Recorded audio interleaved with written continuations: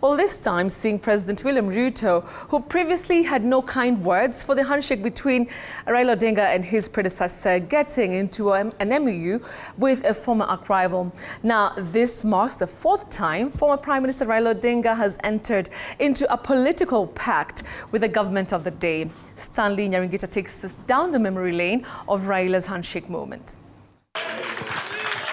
For the fourth time in his political history, Raila Odinga has signed yet another handshake, this time round with President William Ruto.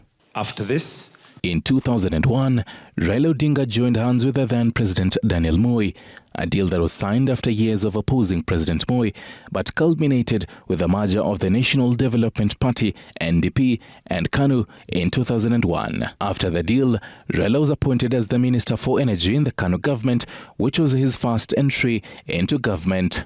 The merger will, however, collapse in 2002 ahead of the general election after Moi picked Uhuru Kenyatta to succeed him. Raila would later declare Kibaki tosha in the 2002 election. After the 2007 post-election, Raila signed another pact sharing the government with President Kibaki. This was after the widespread violence that attracted the international community and was mediated by former United Nations Secretary General Kofi Annan.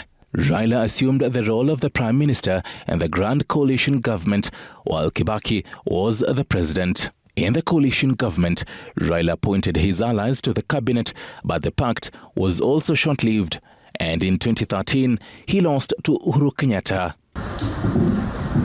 In March 2018, Raila at the footsteps of Harambee House, there a third shake, this time with President Uhuru Kenyatta.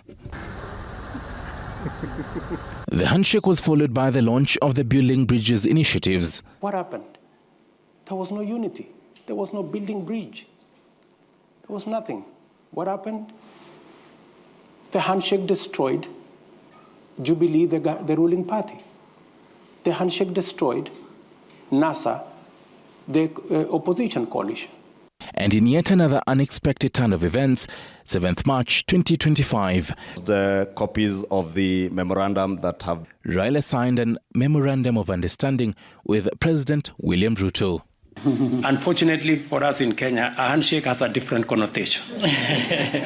And that is the one that I am talking about. The handshake that brings the opposition and government into some conundrum and a mongrel and an outfit that is undemocratic. Today, we are not signing to sharing positions. We are signing to issues that affect our people. Make it clear that the memorandum we have signed today does not define the formation of a political coalition between ODM and UDA.